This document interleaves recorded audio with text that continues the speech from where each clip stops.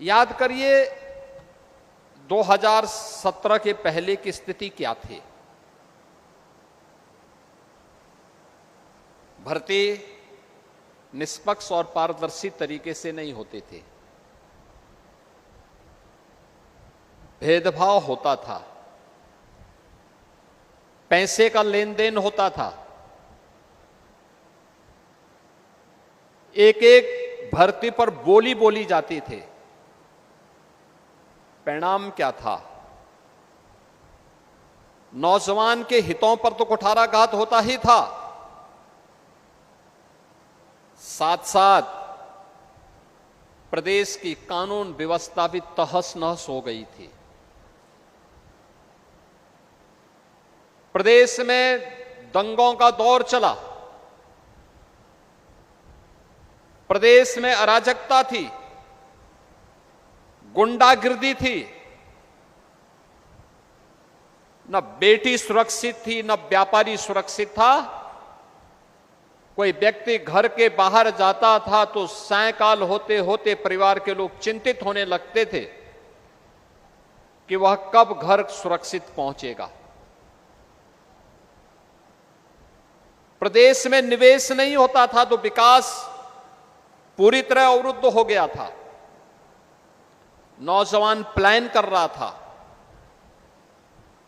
प्रदेश के अंदर अराजकता, दंगों के उस दौर में लगातार आतंकी घटनाओं ने भी अंजाम देना प्रारंभ किया।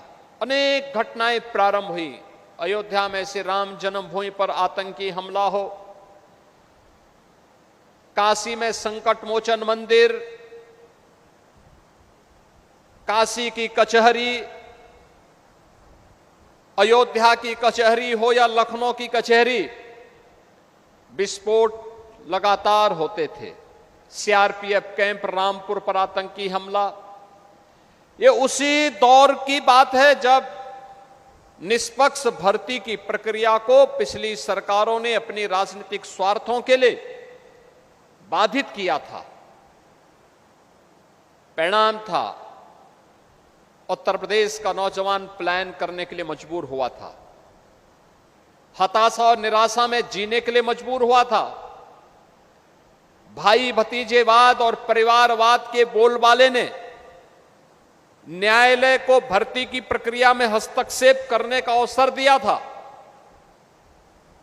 और प्रदेश के नौजवानों के सामने पहचान का संकट आ खड़ा हुआ था।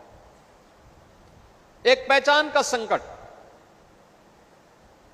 पूरा बदनामी एक परिवार और एक पार्टी करती थी, गलत काम एक परिवार और एक पार्टी करती थी।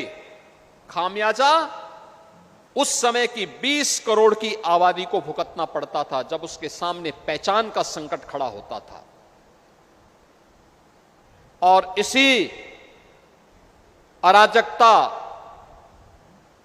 गुंडागिर्दी, लंबे कर्फ्यू के दौर से गुजर रहे उत्तर प्रदेश में प्रधानमंत्री मोदी जी के आह्वान पर 2017 में जब हमारी सरकार आती है तो हम लोगों ने भर्ती की इस प्रक्रिया को ईमानदारी पूर्वक करने के लिए इस बोर्ड की सुदृढ़ीकरण के कार्यक्रम को आगे बढ़ाया और तय किया कि भर्ती की प्रक्रिया पूरी ईमानदारी के साथ होनी चाहिए।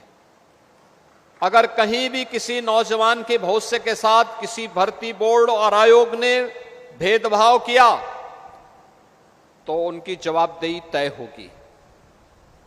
किसी ने भर्ती की प्रक्रिया में सेंधमारी की तो उसकी 7 पीढ़ियों को फिर इस सेंधमारी का जवाब देना पड़ेगा और उसके परिणाम स्वरूप जो कार्रवाई उस समय हम लोगों ने प्रारंभ की, आज परिणाम है उत्तर प्रदेश देश के अंदर सर्वाधिक पुलिस की भर्ती और सरकारी नौकरी देने वाले राज्यों में उत्तर प्रदेश पहले नंबर पर आता है, अग्रणी राज्यों में है। 8.5 लाख सरकारी भर्ती हमने अब तक संपन्न की है।